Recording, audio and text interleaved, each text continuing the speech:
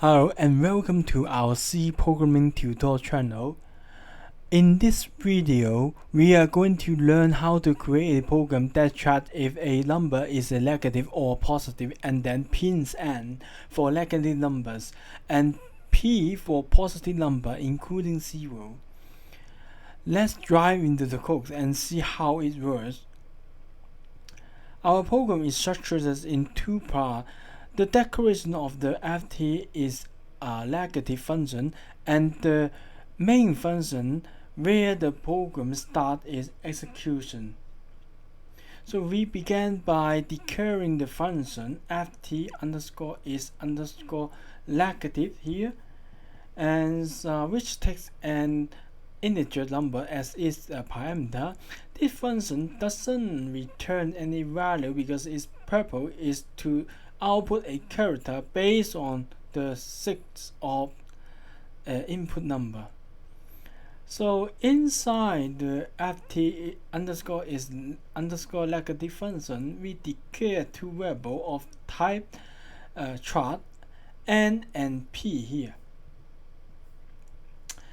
So we initialize n with the character n, which stands for a negative number, and p with p representing a positive number or 0.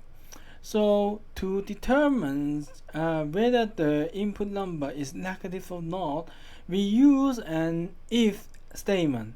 So if the number is less than 0 here, if the condition is true, it means the number is negative, and we use the right function to output n to the standard output.